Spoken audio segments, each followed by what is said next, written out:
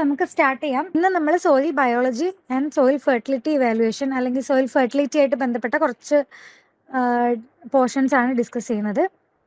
ഇത് already class കൊടുത്തുകൊണ്ട് തന്നെ ഇത് റിവിഷൻ ആയതുകൊണ്ട് തന്നെ ഏറ്റവും ഇമ്പോർട്ടൻ്റ് ആയിട്ടുള്ള നിങ്ങൾ എന്തായാലും ഓർത്ത് വെക്കേണ്ട, എന്തായാലും പഠിച്ചിരിക്കേണ്ട കാര്യങ്ങൾ മാത്രമാണ് ഡിസ്കസ് ചെയ്തു പോകുന്നത്. ഇത് തന്നെ നമ്മൾ കൂടുതലും ക്വസ്റ്റ്യൻസ് ആണ് ചെയ്യുന്നത്. മാക്സിമം സബ്ജക്റ്റ് അല്ലെങ്കിൽ തിയറി കുറച്ച് മാക്സിമം ക്വസ്റ്റ്യൻസിലേക്ക് നമുക്ക് ചെയ്യാം.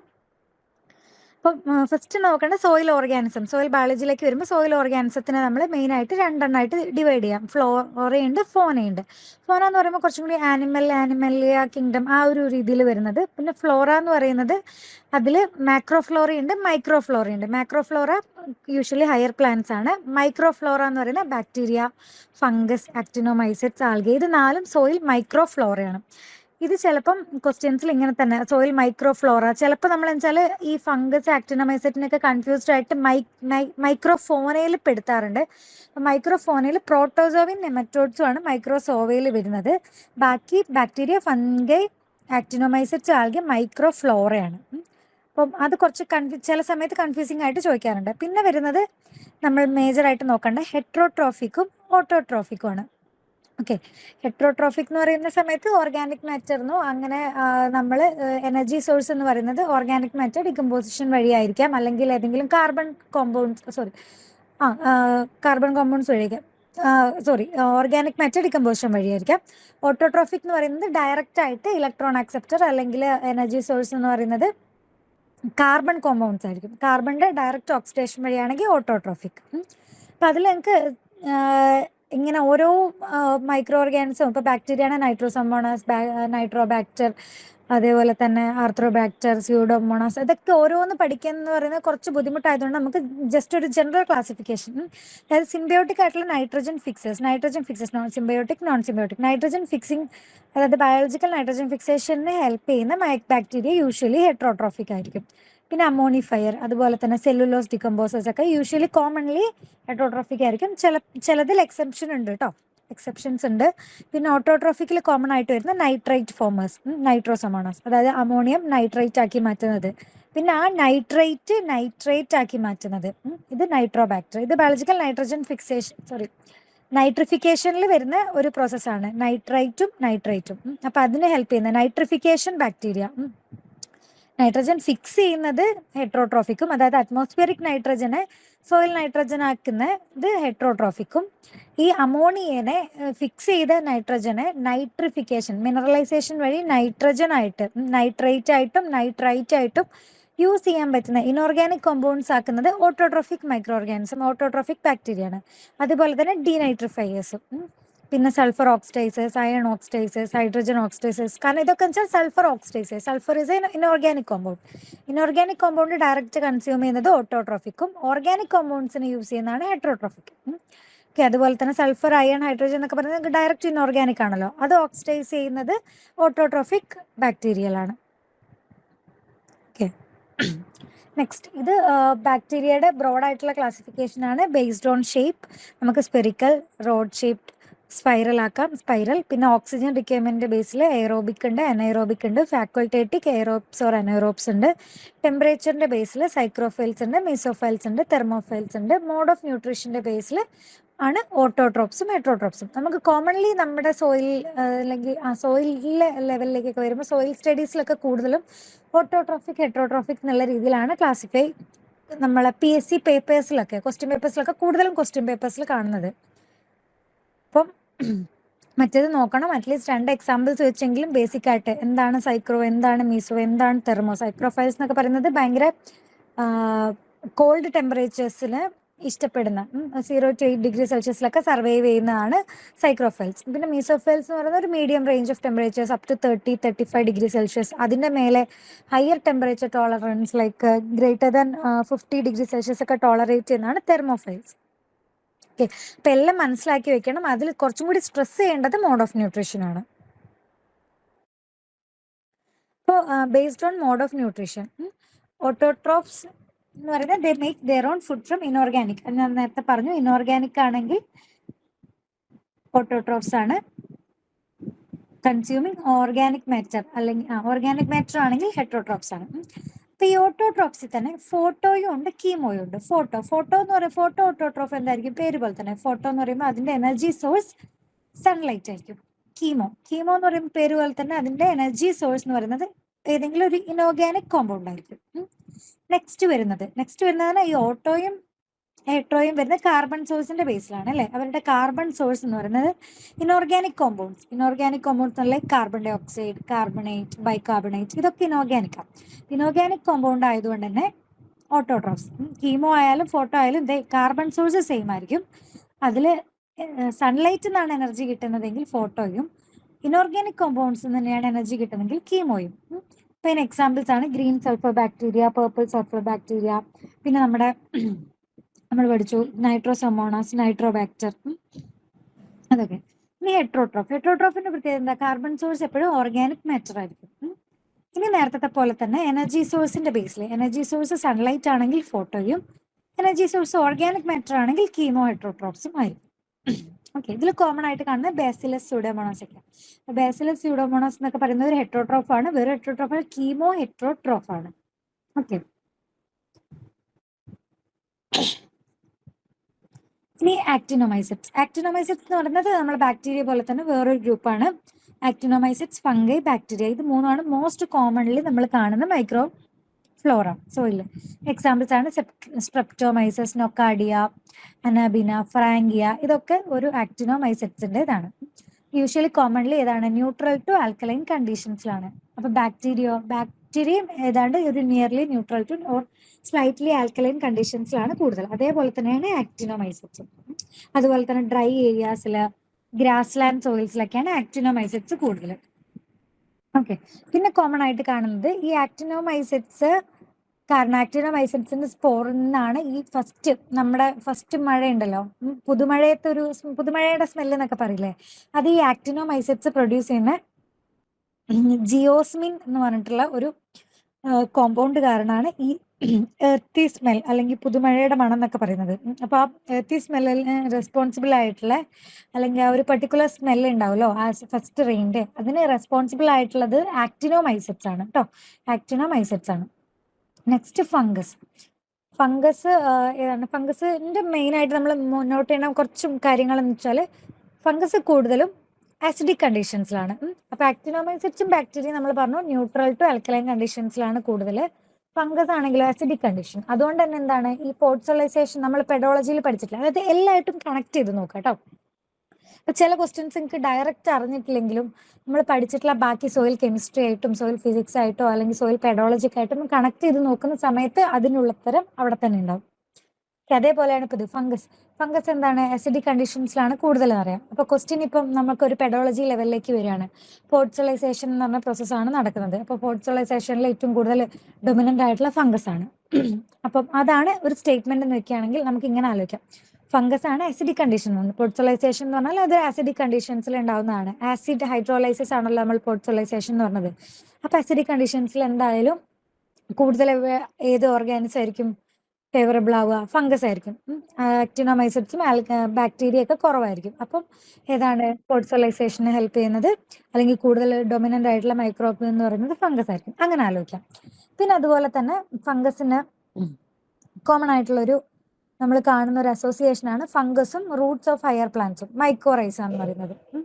മൈക്കോറൈസ വരുന്ന സമയത്ത് തന്നെ എക്ടോ ഉണ്ട്, എൻഡോ ഉണ്ട്. എൻഡോ എന്ന് പറഞ്ഞാൽ ഉള്ളില്, എക്ടോ എന്ന് പറഞ്ഞാൽ പുറത്താണ്. അപ്പോൾ ഈ എക്ടോമൈക്കോറൈസയും എൻഡോമൈക്കോറൈസയും ഒക്കെ എന്ന് വെച്ചാൽ എന്താണ്? നമ്മുടെ സോയിലായിട്ട് റൂട്ട്സുമായിട്ട് കണക്ട് ചെയ്യുന്ന സമയത്ത് ന്യൂട്രിയന്റ് അബ്സോർപ്ഷൻ ഒക്കെ ഹെൽപ്പ് ചെയ്യും. മെയിൻലി ഫോസ്ഫറസ്, സിങ്ക് പോലത്തെ ന്യൂട്രിയൻസ് സോയിലിൽ നിന്ന് പ്ലാന്റ്സിനെ അബ്സോർബ് ചെയ്യാൻ വേണ്ടിയിട്ട് ഹെൽപ്പ് ചെയ്യുന്ന ഒരു അസോസിയേഷൻ ആണ് മൈക്കോറൈസ. അത് മൈക്കോറൈസ എന്ന് വെച്ചാൽ ഫംഗൽ അസോസിയേഷൻ. പിന്നെ predominance of soil organism based on number ഏറ്റവും കൂടുതലുള്ളത് bacteria, followed by actinomycetes and followed by fungus. Okay, and based on നമ്മളെ ബയോമാസ് ആണെങ്കിൽ ഏറ്റവും കൂടുതലുള്ള ഫംഗസ്, അത് കഴിഞ്ഞിട്ട് ബാക്ടീരിയ, അത് കഴിഞ്ഞിട്ട് ആക്ടിനോമൈസെറ്റ്സ്. Based on biomass. ഇത് ബേസ്ഡ് ഓൺ നമ്പർ ആണ് കേട്ടോ. നെക്സ്റ്റ് വന്ന ഒന്നാണ് biological nitrogen fixation. It is biological nitrogen fixation. Usually nitrogen പ്ലാന്റ്സിന് കിട്ടുക എന്ന് പറയുന്നത് അല്ല, usually nitrogen അറ്റ്മോസ്ഫിയറിൽ N2 triple bond ആയിട്ടാണല്ലോ ഉണ്ടാവുക, അല്ലേ? N ട്രിപ്പിൾ ബോണ്ട് എന്നാണ് അറ്റ്മോസ്ഫിയറിക് നൈട്രജൻ, അല്ലെ? അറ്റ്മോസ്ഫിയറിക് നൈട്രജൻ ഇങ്ങനെയാണ് ഉണ്ടാവുക. അപ്പൊ ഈ അറ്റ്മോസ്ഫിയറിക് നൈട്രജനെ പ്ലാന്റ് അവൈലബിൾ ഫോമിലേക്ക് ആക്കണം, അല്ലെങ്കിൽ പ്ലാന്റ്സിനോ വേറെ ഓർഗാനിസത്തിനോ യൂട്ടിലൈസ് ചെയ്യാൻ പറ്റിയ ഫോമിലേക്ക് ആക്കണം. അപ്പൊ എന്താണ്, ഈ ട്രിപ്പിൾ ബോണ്ട് ബ്രേക്ക് ചെയ്യണം. ട്രിപ്പിൾ ബോണ്ട് ബ്രേക്ക് ചെയ്യണമെങ്കിൽ അത്രയും ഹൈ എനർജി വേണം. യൂഷ്വലി നമുക്ക് വേറെ കുറച്ച് മെത്തേഡ്സ് ഒക്കെ ഉണ്ടെങ്കിലും നാച്ചുറലി നമ്മുടെ യൂണിവേഴ്സിൽ നാച്ചുറലിൽ നടക്കുന്ന ഒരു പ്രോസസ്സാണ് ബയോളജിക്കൽ നൈട്രജൻ ഫിക്സേഷൻ. ഈ ബോണ്ട് ബ്രേക്ക് ചെയ്ത് അറ്റ്മോസ്ഫിയറിക് നൈട്രജനെ അമോണിയായിട്ട് കൺവേർട്ട് ചെയ്യും ചില മൈക്രോ ഓർഗാനിസംസ്.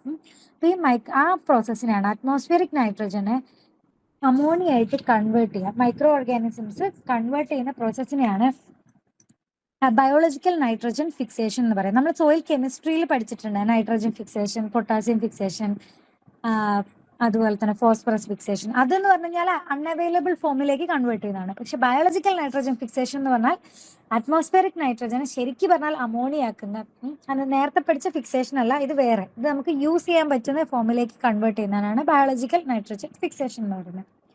ഓക്കെ, അപ്പൊ അതില് ഡിഫറെന്റ് ടൈപ്സ് ഓഫ് ഓർഗാനിസംസ് ഉണ്ട്. അപ്പൊ അതിന് നമുക്ക് ക്ലാസിഫൈ ചെയ്യാം. ഒന്ന് ഫ്രീ ലിവിങ്. ഫ്രീ ലിവിങ് എന്ന് പറഞ്ഞാൽ അവർ സ്വന്തമായിട്ട് വേറെ ഒന്നിനെ അസോസിയേറ്റ് അല്ലാണ്ട് ഒറ്റയ്ക്ക് ജീവിക്കുന്നു, അവർ ഒറ്റയ്ക്ക് ഡയറക്റ്റ് കൺവേർട്ട് ചെയ്യുന്നു.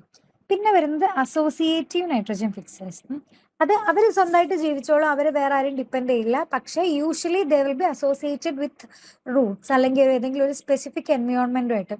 ഇപ്പോൾ ഫോർ എക്സാമ്പിൾ ഈ അസോസ്പൈറിലം, അസെറ്റോബാക്ടർ എന്നൊക്കെ പറയുന്നത് നമ്മളെ റൈസോസ്ഫിയർ ഏരിയാസിൽ ചില റൂട്ട്സുമായിട്ടൊക്കെ കണക്ട് ചെയ്തിട്ടായിരിക്കും അവരുണ്ടാവുക. Roots of some plants. ഇപ്പോൾ അസോസ്ഫിയറിലൊക്കെ ആണെങ്കിൽ സോർഗം, അതേപോലെ തന്നെ മെയ്സ്, അങ്ങനത്തെ കുറച്ച് പ്ലാന്റ്സ് ഉണ്ടാവും. അങ്ങനത്തെ കുറച്ച് ചെടികളൊക്കെ ആയിട്ട് അസോസിയേറ്റ് ചെയ്തിട്ടായിരിക്കും ഇവരുണ്ടാവുക. പെസറ്റോബാക്ടർ ഒക്കെ ഷുഗർ കെയിൻ അങ്ങനത്തെ ഒക്കെ അസോസിയേറ്റ് ചെയ്ത്. പിന്നെ സിംബയോട്ടിക്. സിംബയോട്ടിക് എന്ന് പറഞ്ഞാൽ ഇവര് എന്തായാലും ആ റൂട്ട്സോ അല്ലെങ്കിൽ ആ ഒരു പ്ലാന്റിനെ വേറെ ഏതെങ്കിലും ഒരു പ്ലാന്റുമായിട്ട് അസോസിയേറ്റ് ചെയ്തിട്ടായിരിക്കും. അതുമായിട്ട് അസോസിയേറ്റ് ചെയ്ത് കഴിഞ്ഞാൽ മാത്രമേ ഇവർക്ക് ഫിക്സ് ചെയ്യാൻ പറ്റുള്ളൂ. അതാണ് സിംബയോട്ടിക് എന്ന് പറയുന്നത്. ഇപ്പൊ റൈസോബിയം, ബ്രാഡി റൈസോബിയം, അസോ റൈസോബിയം, ഇവരൊക്കെ എന്താണ് ലെഗ്യൂംസുമായിട്ട് സിംബയോട്ടിക് അസോസിയേഷൻ. ഇപ്പൊ ലെഗ്യൂമായിട്ട് അസോസിയേറ്റ് ചെയ്താൽ മാത്രമേ ഇവർക്ക് നൈട്രജൻ ഫിക്സ് ചെയ്യാൻ പറ്റുള്ളൂ, അല്ലാണ്ട് വെറുതെ ഫ്രീ ലിവിങ് ചെയ്യുന്ന സമയത്ത് ഫിക്സ് ചെയ്യാൻ പറ്റില്ല. പിന്നെ അതേപോലെ തന്നെയാണ് azolla cyanobacteria. Azolla cyanobacteria symbiotic ആണ്.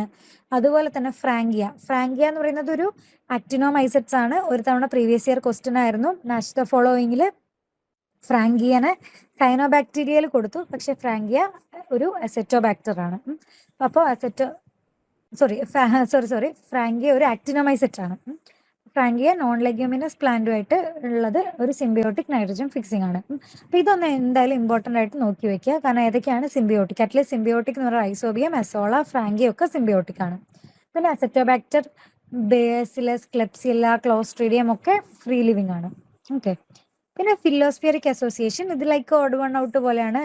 ബെയ്ജർണിക്കാണ് കോമൺലി നമ്മൾ കാണുന്നത്. ഫിലോസ്ഫിയർ എന്ന് പറഞ്ഞാൽ പ്ലാന്റ് ലീവ്സുമായിട്ട്, ഇപ്പം നേരത്തെ പറഞ്ഞതൊക്കെ പ്ലാന്റ് നൊഡ്യൂൾസ് ഒക്കെ ഫോം ചെയ്യുന്നതുകൊണ്ട് പ്ലാന്റ് റൂട്ട്സുമായിട്ടാണ്. ഇത് പ്ലാന്റ് ലീഫുമായിട്ട് അല്ലെങ്കിൽ ലീഫ് ഏരിയ ആയിട്ട് അപ്പർ പാർട്ട്, ഗ്രൗണ്ടിന്റെ എബവ് ഗ്രൗണ്ട് പാർട്ടുമായിട്ട് അസോസിയേഷൻ ഉള്ളതാണ് ബെയ്ജർണിക്ക.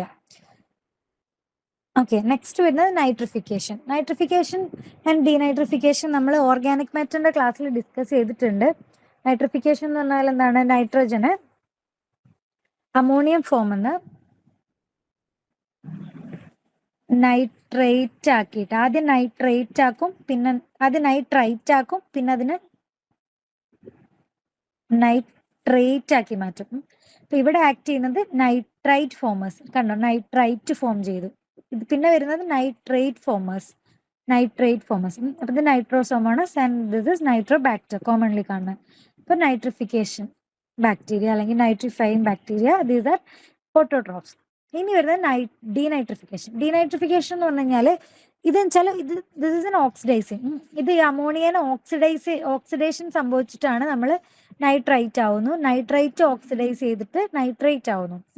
അപ്പൊ എന്താണ്, ഓക്സിജൻ ഇല്ലാത്ത കണ്ടീഷൻസിൽ ഈ നൈട്രേറ്റ് നേരെ തിരിച്ച് ഒന്നെങ്കിൽ നൈട്രൈറ്റ് ആവും, അമോണിയ ആവും, അതൊരു പ്രോസസ്. അല്ലെങ്കിൽ സംടൈംസ് NO ആവും, NO2 ആവും, NO ആവും, N2O, അങ്ങനെ അറ്റ്മോസ്ഫിയറിക് നൈട്രജൻ ആയിട്ട് കൺവേർട്ട് റിഡക്ഷൻ സംഭവിക്കും. ഓക്കെ, ഈ ഓക്സിജൻ ഇല്ലാത്ത കണ്ടീഷൻസിൽ അത് റിഡക്ഷൻ സംഭവിച്ച് അറ്റ്മോസ്ഫിയറിക് നൈട്രജൻ ആവും. നൈട്രജൻ ഗ്യാസ് ആയിട്ട് അറ്റ്മോസ്ഫിയറിലേക്ക് എസ്കേപ്പ് ആവും. അപ്പം അതിന് ഹെൽപ്പ് ചെയ്യുന്ന കുറച്ച് ബാക്ടീരിയാസ് ആണ് സ്യൂഡോമോണാസ്, ബാസിലസ്, പാരാകോക്കസ്. ഓക്കെ, നൈട്രിഫിക്കേഷനും ഡീനൈട്രിഫിക്കേഷനും ഓർത്ത് വെക്കുക. പിന്നെ വരുന്നത് ഫോർ എക്സാമ്പിൾ നമ്മൾ നേരത്തെ പറഞ്ഞ പോലെ തന്നെ സൾഫർ ഓക്സിഡൈസിങ്ങും സൾഫർ റിഡ്യൂസിങ്ങും. സൾഫർ ഓക്സിഡൈസിംഗ് എന്ന് പറഞ്ഞാൽ സൾഫറിനെ എന്താവും, സൾഫർ ഓക്സിഡൈസ് ചെയ്തിട്ട് സൾഫേറ്റ് ഫോമിലേക്ക് ആക്കുന്നത്. അല്ലെങ്കിൽ അത് ഏത് കണ്ടീഷൻസിലാണ്, എയറോബിക് കണ്ടീഷൻസിലാണ് സൾഫർ ഓക്സിഡൈസ് ചെയ്തിട്ട് സൾഫേറ്റ് ആവുന്നത്. പിന്നെ അതേപോലെ തന്നെ സൾഫേറ്റ് എന്താവും അനൈറോബിക് കണ്ടീഷൻസിൽ, ഫ്ലഡ് കണ്ടീഷൻസിലൊക്കെ വെള്ളം കൂടുന്ന സമയത്ത് ഓക്സിജൻ കുറയും. അപ്പോൾ ഓക്സിജൻ കുറയുമ്പോഴൊക്കെ റിഡക്ഷൻ സംഭവിക്കും, സൾഫേറ്റ് എന്താവും സൾഫൈഡ് ആയിട്ട് മാറും. അപ്പം അതിനെ ഇതാക്കുന്ന ബാക്ടീരിയാസ് ആണ് തയോബാസിലസ്. ഓക്സിഡൈസിങ് ആണ്. സൾഫർ റിഡ്യൂസിങ്ങിന് എക്സാമ്പിൾ ആണ് ഡിസൾഫോ വിബ്രിയോ, സൾഫോറ്റോ മാക്കുലം, ഇതൊക്കെ. ഓക്കെ, ഇനി പറഞ്ഞ തന്നെ ബയോ ഫെർട്ടിലൈസേഴ്സ് എന്നുള്ള രീതിയിൽ നമുക്ക് ക്ലാസിഫൈ ചെയ്യാം. ബയോ ഫെർട്ടിലൈസർ എന്ന് പറഞ്ഞാൽ any living micro organisms that can improve soil fertility and plant growth. അതായത് ജീവനുള്ള ഒരു ലിവിംഗ് മൈക്രോ ഓർഗാനിസം ആണ്, but we can use as fertiliser. Fertiliser നമ്മൾ എന്തിനാണ് യൂസ് ചെയ്യുന്നത്, സോയിൽ ഫെർട്ടിലിറ്റി കൂട്ടാനും സോയിലിന്റെ പ്രൊഡക്ടിവിറ്റി കൂട്ടാനും പ്ലാന്റ് ഗ്രോത്ത് കൂട്ടാനും പ്രൊഡക്ഷൻ കൂട്ടാനൊക്കെയാണ് ഫെർട്ടിലൈസേഴ്സ് യൂസ് ചെയ്യുന്നത്, അല്ലേ? അത് നമ്മൾ കെമിക്കൽ ഫെർട്ടിലൈസേഴ്സും ബയോ ഫെർട്ടിലൈസേഴ്സും. ഇപ്പോൾ ഓർഗാനിക് ഒക്കെ ഉണ്ടല്ലോ, ഇത് ബയോ എന്ന് പറഞ്ഞാൽ ഡയറക്റ്റ് മൈക്രോ ഓർഗാനിസം, ജീവനുള്ള മൈക്രോബ്സിനെ യൂസ് ചെയ്യുന്നതാണ് ബയോ ഫെർട്ടിലൈസേഴ്സ് എന്ന് പറയുന്നത്. അപ്പോൾ നേരത്തെ നമ്മൾ പറഞ്ഞ ക്ലാസിഫിക്കേഷൻ തന്നെയാണ് ഇതും. ഇമ്പോർട്ടൻ്റ് ആയിട്ടുള്ള ക്ലാസിഫിക്കേഷനാണ്. കാരണം ഈ രണ്ട് നമ്മൾ ഫസ്റ്റ് ഞാൻ കാണിച്ച ആ ചാർട്ടും ഈ ചാർട്ടും പഠിക്കുന്നതോടുകൂടി നമ്മൾ സോയിൽ ബയോളജിയിൽ കുറേ കാര്യങ്ങൾ നിങ്ങൾക്ക് ഗ്രാസ്പ് ചെയ്യാൻ പറ്റും. കുറേ അങ്ങോട്ടും ഇങ്ങോട്ടും കണക്ട് ചെയ്ത് ചോദിക്കുന്നതൊക്കെ ആൻസർ ചെയ്യാൻ പറ്റും, ഫോർ എക്സാമ്പിൾസ് ചോദിക്കുന്നതൊക്കെ. അപ്പോൾ ഇത് ഏറ്റവും ബെസ്റ്റ് എന്ന് പറയുന്നത് എപ്പോഴും എഴുതി പഠിക്കുകയാണ്. ഈ ഫ്ലോ ചാർട്ടുകളൊക്കെ നമ്മൾ എഴുതി പഠിച്ചു കഴിഞ്ഞാൽ കൺഫ്യൂസ്ഡ് ആവില്ല. ഇപ്പോൾ ചില സമയത്ത് നമ്മൾ ഈ കാരണം ഇപ്പോൾ അസറ്റോബാക്ടീരിയ, അസോസ്പൈരില്ലം അങ്ങനത്തെ കുറേ വാക്കുകളാണല്ലോ, അപ്പോൾ ചില സമയത്ത് കൺഫ്യൂസ്ഡ് ആവാൻ സാധ്യത ഉണ്ട്. അപ്പം നിങ്ങൾ എഴുതി തന്നെ പഠിക്കുക. അതുകൊണ്ട് ഈ രണ്ട് ഫ്ലോ ചാർട്ട് എഴുതി പഠിക്കുന്ന സമയത്ത് അത്യാവശ്യം നല്ല കണ്ടന്റ് ഉള്ള ഭയങ്കര കുറേ സാധനങ്ങൾ ഉൾക്കൊള്ളിച്ചിട്ടുള്ള രണ്ട് ഫ്ലോ ചാർട്ടാണിത്. സോയിൽ ബയോളജിയിൽ ഒരു കുറച്ച് അത്ര ഇമ്പോർട്ടൻ്റ് ആയിട്ടുള്ള ഒരു മേജർ പോർഷൻസ് ഇതിനെ നമുക്ക് കവർ ചെയ്യാൻ പറ്റും. ഓക്കെ, ഇപ്പോൾ bio fertilisers nitrogen fixing, phosphate solubilising and organic matter decomposing. Nitrogen fixing തന്നെ സിംബയോട്ടിക് ഉണ്ട്, നോൺ സിംബയോട്ടിക് ഉണ്ട്. സിംബയോട്ടിക് തന്നെ നൊഡ്യൂൾ ഫോം ചെയ്യുന്നുണ്ട്, നോൺ നൊഡ്യൂൾ ഫോം ചെയ്യുന്നതുണ്ട്. നൊഡ്യൂൾ തന്നെ റൂട്ടിൽ നൊഡ്യൂൾ ഫോം ചെയ്യുന്നത്, സ്റ്റെമ്മിൽ നൊഡ്യൂൾ ഫോം ചെയ്യുന്നത്. ഇതൊന്ന് ഓർത്ത് വയ്ക്കുക. സ്റ്റെം നൊഡ്യൂലേറ്റിംഗ് ആണ് സെസ്ബാനിയ റോസ്ട്രേറ്റ കേട്ടോ, സെസ്ബാനിയ റോസ്ട്രേറ്റ. ഇതൊക്കെ ലൈക്ക് വളരെ കുറച്ച് മാത്രമേ ഉണ്ടാവുള്ളൂ. അപ്പം അധികം കോമൺ ആയിട്ട് നമ്മൾ കാണാത്തതാണ്. സെസ്പാനിയ റോസ്ട്രേറ്റ് ആണ് സ്റ്റെം നോഡുലേറ്റിംഗ്. അപ്പോൾ ഓഡ് വൺ ഔട്ട് പോലെയൊക്കെ ആവുന്ന സമയത്ത് അങ്ങനത്തെ കുറച്ച് എക്സാമ്പിൾസ് നിങ്ങൾ എന്തായാലും പഠിച്ചു വയ്ക്കുക. ഓക്കെ,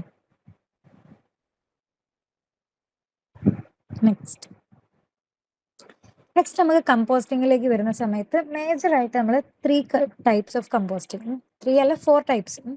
ഒന്ന് ഇൻഡോർ, ഒന്ന് ബാംഗ്ലൂർ, പിന്നെ ഒന്ന് കോയമ്പത്തൂർ വരുന്നുണ്ട്, പിന്നെ നടപ്പ് കമ്പോസ്റ്റ്. നടപ്പ് എന്ന് പറയുന്നത് ഒരു ആള് ഡെവലപ്പ് ചെയ്യുന്ന പണ്ടാരി എന്ന് പറഞ്ഞിട്ടുള്ള ആള് ഡെവലപ്പ് ചെയ്തൊരു ടൈപ്പ് ഓഫ് കമ്പോസ്റ്റിംഗ് ആണ്. It's an aerobic composting method. ഒരു സോയിൽ ലെയർ കൂടി ഫോം ചെയ്തിട്ട് ഉണ്ടാക്കുന്നതാണ് നടപ്പ് കമ്പോസ്റ്റിംഗ്. പിന്നെ വരുന്നത് ഇൻഡോർ ആൻഡ് ബാംഗ്ലൂർ. മെയിൻലി ഇതിന്റെ ഡിഫറൻസ് എന്ന് പറഞ്ഞാൽ എയറോബിക്കും അനൈറോബിക് കണ്ടീഷനാണ്.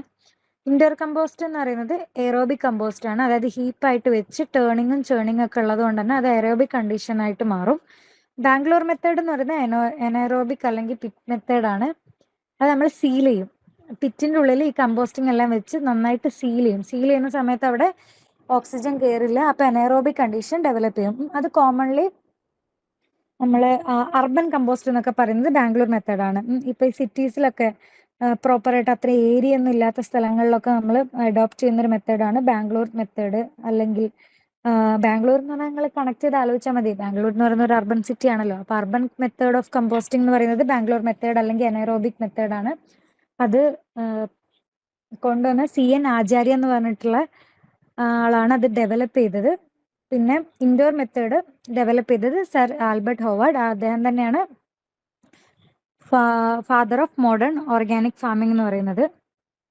അപ്പോൾ അത് നമ്മളുള്ള ഡിഫറൻസ് ഒന്ന് ഓർത്ത് വയ്ക്കുക. Main difference aerobic and anaerobic conditions. Aerobic condition ആയതുകൊണ്ട് തന്നെ ചേണിങ്ങും ഹീപ്പിങ്ങും വരുന്നത് കൊണ്ട് ലേബർ കോസ്റ്റ് കൂടുതലായതുകൊണ്ട് തന്നെ അത് മോർ കോസ്റ്റ് ആണ്. അതുപോലെ തന്നെ ഡ്യൂറേഷൻ കുറച്ച് മതി. എയറോബിക് ആയതുകൊണ്ട് പെട്ടെന്ന് ഡിക്കമ്പോസിഷൻ ഫാസ്റ്റ് ആയിരിക്കും കുറച്ചും കൂടി. പക്ഷെ ബാംഗ്ലൂർ മെത്തേഡ് ആവുന്ന സമയത്ത് എനൈറോബിക് ആകുമ്പോൾ ടൈം കുറച്ച് കൂടും. അപ്പം ആ ഒരു രീതിയിൽ നിങ്ങൾ കണക്ട് ചെയ്ത് ആലോചിച്ചാൽ മതി. പിന്നൊന്ന് വരുന്നുണ്ട് കോയമ്പത്തൂർ കമ്പോസ്റ്റിംഗ്. കോയമ്പത്തൂർ കമ്പോസ്റ്റിംഗ് എന്ന് പറഞ്ഞാൽ ഫസ്റ്റ് അത് എനൈറോബിക് കണ്ടീഷൻ ആയിരിക്കും. Anaerobic composting followed by aerobic condition. ആദ്യം എനൈറോബിക് കണ്ടീഷൻ ആയിരിക്കും. പിന്നെ അത് കുറച്ച് കഴിഞ്ഞ സമയത്ത് ആദ്യം നമ്മൾ പ്ലാസ്റ്റർ ഒക്കെ അതേപോലെ കമ്പോസ്റ്റ് പിറ്റിംഗ് ഒക്കെ ഉണ്ടാക്കി അത് പ്ലാസ്റ്റർ ഒക്കെ ചെയ്ത് അപ്പോൾ എന്താണ് എനൈറോബിക് കണ്ടീഷൻ ഡെവലപ്പ് ചെയ്യുന്നു. പിന്നെ അത് കഴിഞ്ഞിട്ട് ഒരു 2 to 3 months കഴിയുന്ന സമയത്ത് ആ പ്ലാസ്റ്ററിങ് ഒക്കെ ഒഴിവാക്കി കഴിഞ്ഞ് അത് സ്ലോലി ഒരു എയറോബിക് കണ്ടീഷൻസിലേക്ക് വരും. അപ്പൊ കോയമ്പത്തൂർ എന്ന് പറയുന്നത് കോയമ്പത്തൂർ മെത്തേഡ് എന്ന് പറയുന്നത് ഫസ്റ്റ് എനൈറോബിക് ആണ്, followed by aerobic conditions. Next നമുക്ക് സോയിൽ ഫെർട്ടിലിറ്റി ആൻഡ് പ്രൊഡക്ടിവിറ്റി ഒന്ന് ജസ്റ്റ് ഡിസ്കസ് ചെയ്യാം. സോയിൽ ഫെർട്ടിലിറ്റി എന്ന് പറയുന്നത് എന്താണ്? സോയിൽ ഫെർട്ടിലിറ്റി എന്ന് പറയുന്നത് സോയിലിന്റെ ന്യൂട്രിയൻ സപ്ലൈയിങ് കപ്പാസിറ്റിയാണ്. അതാണ് സോയിൽ ഫെർട്ടിലിറ്റി എന്ന് പറയുന്നത്. പ്രൊഡക്ടിവിറ്റി ആണെങ്കിലോ, പ്രൊഡക്ടിവിറ്റി എന്ന് പറയുന്നത് ഈ ന്യൂട്രിയൻസ് എത്രത്തോളം പ്ലാന്റ്സിന് യൂസ് ചെയ്യാൻ പറ്റുന്നു, അത് എത്രത്തോളം പ്ലാന്റ്സിന് എടുക്കാൻ പറ്റുന്നു, അതാണ് സോയിൽ പ്രൊഡക്ടിവിറ്റി എന്ന് പറയുന്നത് അല്ലേ. അപ്പൊ എല്ലാ ഫെർട്ടൈൽ സോയിൽസും പ്രൊഡക്റ്റീവ് ആയിക്കോണം എന്നില്ല, പക്ഷെ എല്ലാ പ്രൊഡക്റ്റീവ് സോയിൽസും ഫെർട്ടിലൈസർ ആണ്. അത് കൺഫ്യൂസിംഗ് ആയിട്ട് ചിലപ്പോൾ ചോദിക്കുന്ന ഒരു സ്റ്റേറ്റ്മെന്റ് ആണ്. എല്ലാ ഫെർട്ടൈൽ സോയിൽസും പ്രൊഡക്റ്റീവ് ആയിക്കോണമെന്നില്ല. കാരണം ചിലപ്പോൾ ഫെർട്ടിലിറ്റി ഉണ്ടാവും, നല്ല ഫെർട്ടൈൽ സോയിൽ ആയിരിക്കും, പക്ഷെ പല കാരണങ്ങൾ കൊണ്ടോ ഒന്നെങ്കിൽ പ്ലാന്റിന്റെ കാരണങ്ങളും ഉണ്ട്, അല്ലെങ്കിൽ അത് അൺഅവൈലബിൾ ഫോമിൽ ആയതുകൊണ്ട് അത് ന്യൂട്രിയന്റ് ഉണ്ടാവും, പക്ഷെ ആ ന്യൂട്രിയന്റ് ചെടിക്ക് വലിച്ചെടുക്കാൻ പറ്റിയ ഫോമിലായിരിക്കില്ല. അപ്പൊ എന്തായി? പ്രൊഡക്ടിവിറ്റി കുറഞ്ഞു. അപ്പോൾ അത് പ്രൊഡക്റ്റീവ് ആയിക്കോണമെന്നില്ല. അതായത് എല്ലാ ഫെർട്ടൈൽ സോയിൽസും എപ്പോഴും പ്രൊഡക്റ്റീവ് ആയിക്കോണമെന്നില്ല. ഓക്കെ. അപ്പൊ നമുക്ക് ഈ സോയിൽ ഫെർട്ടിലിറ്റി എങ്ങനെ നമുക്ക് ഇവാലുവേറ്റ് ചെയ്യാൻ പറ്റുക? ഡിഫറെന്റ് മെത്തേഡ്സ് ഉണ്ട് അല്ലേ. അപ്പൊ ഫസ്റ്റ് നമ്മൾ ഫസ്റ്റ് ഒരു സ്ഥലം കാണുന്നു, അല്ലെങ്കിൽ ഒരു ചെടീനെ കാണുന്നു, ഫസ്റ്റ് നമ്മൾ എന്താ ചെയ്യുക? നമ്മൾ ഒബ്സർവ് ചെയ്യും അല്ലെ, കാഴ്ചയ്ക്കാണ് നമ്മൾ നോക്കുക. Visual analysis. ഇല മഞ്ഞളിച്ചിരിക്കുന്നു, അപ്പൊ നമ്മൾ പറയാം ഇല മഞ്ഞളിച്ചിരിക്കുന്നു, ഇതിനെന്തോ ഒരു കുറവുണ്ട്, ന്യൂട്രിയന്റിന്റെ കുറവായിരിക്കാം, അല്ലെങ്കിൽ എന്തെങ്കിലും പെസ്റ്റ് ആണോ ഡിസീസ് ആണോ, ഒക്കെ. അത് ഫസ്റ്റ് നമ്മൾ കാഴ്ചയാണ്, വിഷ്വൽ അനാലിസിസ് ആണ്. വിഷ്വൽ അനാലിസിസ് തന്നെ നമുക്ക് കുറെ കിട്ടും. എവിടെയാണ് യെല്ലോയിനിങ് കാണുന്നത്? ചെടിയുടെ താഴത്തെ ലീവ്സിനാണോ, മേലെയാണോ, ബഡ്സിനാണോ? അങ്ങനെ നോക്കിക്കഴിയുമ്പോൾ തന്നെ നമുക്കൊരു ഒരു ഐഡിയ കിട്ടും. അപ്പൊ അതെന്താണ്? അത് it's a reflection of soil fertilities. ന്യൂട്രിയന്റിന്റെ ഡെഫിഷ്യൻസി കാരണമാണെങ്കിൽ അത് it's a reflection of soil fertility. പിന്നെന്താണ്? പിന്നെ നെക്സ്റ്റ് സ്റ്റെപ്പിലേക്ക് വരുന്ന സമയത്ത് നമ്മൾ കുറച്ചുകൂടി ബയോളജിക്കൽ മെത്തേഡിലേക്ക് വരികയാണ്. ബയോളജിക്കൽ മെത്തേഡിലേക്ക് വരുന്ന സമയത്ത് എന്താണ്, അല്ലെങ്കിൽ സയന്റിഫിക് മെത്തേഡിലേക്ക് വരുന്ന സമയത്ത് എന്താണ്? Plant analysis. Plant sample cut ചെയ്തിട്ട് നമ്മൾ ലാബിൽ കൊണ്ടുപോയിട്ട് അനലൈസ് ചെയ്യും. പല ഡിഫറെന്റ് ന്യൂട്രിയൻസ് ഉണ്ടല്ലോ, നൈട്രജൻ, ഫോസ്ഫറസ്. സോയിൽ ഫെർട്ടിലിറ്റിനെ പറ്റി ഞാൻ കൂടുതലായിട്ട് എടുക്കുന്നില്ല, കാരണം ഓൾറെഡി അത് അഗ്രോണമിയിൽ കവർ ചെയ്യുന്നുണ്ട്. ഇപ്പോൾ മൈക്രോ ന്യൂട്രിയൻസ്, മാക്രോ ന്യൂട്രിയൻസ്, അതുപോലെ തന്നെ സോയിൽ ഫെർട്ടിലൈസേഴ്സ് എല്ലാം അഗ്രോണമിയിൽ കവർ ചെയ്യുന്നതുകൊണ്ടാണ് ഞാൻ ഒരുപാട് ഡീപ്പായിട്ട് പോവാത്തത്. ഇപ്പോൾ പ്ലാന്റ് അനാലിസിസ്, സ്പാഡ് മീറ്റർ എന്ന് പറഞ്ഞാൽ ക്ലോറോഫിൽ അനലൈസ് ചെയ്യുന്ന ഒരു മീറ്റർ ആണ് കേട്ടോ. സ്പാഡ് മീറ്റർ ക്ലോറോഫിൽ കണ്ടന്റ് നോക്കുന്നത്. Chlorophyll content is A reflection of nitrogen and magnesium അല്ലെ. നൈട്രജൻ ക്ലോറോഫിൽ കൂടുതലാണെങ്കിൽ അത്യാവശ്യം നൈട്രജൻ്റെ ക്ലോറോഫിൽ കണ്ടന്റ് കൂടുതലാണ്, നൈട്രജൻ കുറവാണ്. പിന്നെ അതുപോലെ ബയോളജിക്കൽ ടെസ്റ്റ് എന്ന് പറയുന്നത്, ബയോളജിക്കൽ ടെസ്റ്റിൽ ഒന്ന് വേണമെങ്കിൽ നമുക്ക് പ്ലാന്റ് അനാലിസിസ് പറയാം, അതായത് ഇൻഡിക്കേറ്റർ പ്ലാന്റ്സ് യൂസ് ചെയ്തിട്ട്. പിന്നെ മൈക്രോബയോളജിക്കൽ എന്താണ്? അസെറ്റോബാക്ടർ യൂസ് ചെയ്യാം, ആസ്പെർജില്ലസ് യൂസ് ചെയ്യാം, അങ്ങനെ ഡിഫറെന്റ് മെത്തേഡ്സ്. പിന്നെ ഒന്ന് ഡയറക്റ്റ് ലബോറട്ടറി ടെസ്റ്റ് വെച്ചിട്ട്. പിന്നെ നമുക്ക് അടുത്തൊരു സയന്റിഫിക് മെത്തേഡാണ് പ്ലാന്റ് അനലൈസ് ചെയ്തുള്ളത്. പ്ലാന്റ് അനലൈസ് ചെയ്യുന്ന പോലെ തന്നെ സോയിൽ അനലൈസിസ്. അതാണ് നമുക്ക് ഇവിടെയൊക്കെ നമ്മളെ കോമൺ ആയിട്ട് നമ്മൾ പ്രാക്ടിക്കലി അപ്രോച്ച് ചെയ്യുന്നത്. വിഷ്വൽ അനാലിസിസ് കഴിഞ്ഞ് കഴിഞ്ഞാൽ നമ്മൾ നെക്സ്റ്റ് പോകുന്നത് സോയിൽ അനാലിസിസിലേക്കാണ്. പ്ലാന്റിനേക്കാളും കുറച്ചും കൂടി നമ്മൾ ഇവിടെയൊക്കെ അഡോപ്റ്റ് ചെയ്യുന്ന മെത്തേഡും സോയിൽ അനാലിസിസ് ആണ്. പിന്നെ വരുന്ന 2 ടേംസ് ആണ് സോയിൽ ടെസ്റ്റ് ക്രോപ്പ് റെസ്പോൺസും ഡ്രിസ് മെത്തേഡും. ഓക്കെ, അത് രണ്ടും മോഡേൺ അപ്രോച്ചാണ്. ഡയറക്റ്റ് ആയിട്ട്, അതായത് STCR മെത്തേഡിൽ എന്നൊക്കെ പറയുമ്പോൾ എല്ലാം ഉണ്ട്, പ്ലാന്റ് അനാലിസിസും സോയിൽ ടെസ്റ്റിങ്ങും രണ്ടിന്റെയും കൂടി ഒരു മിക്സ് ആണ് STCR. ഡ്രിസ് മെത്തേഡ് എന്ന് പറയുന്നത് it's like A plant analysis ചെയ്യുന്ന സമയത്ത് നോർമലി ജസ്റ്റ് അനലൈസ് ചെയ്യുന്നതിന് പകരം ആ പ്ലാന്റിലെ ന്യൂട്രിയൻ റേഷ്യോസ് കമ്പയർ ചെയ്യുന്നതാണ് Dries method. Okay, Dries method കൊണ്ടുവന്നത് ബ്യൂഫിൽസ്. അത് കോമൺ ആയിട്ട് കാണുന്നൊരു ക്വസ്റ്റ്യൻ ആണ്. ബ്യൂഫിൽസ് എന്ന് പറഞ്ഞ സയന്റിസ്റ്റ് ആണ് ഡ്രിസ് മെത്തേഡ്. അതേപോലെ STCR ഫസ്റ്റ് പ്രപ്പോസ് ചെയ്തത് രാമമൂർത്തി.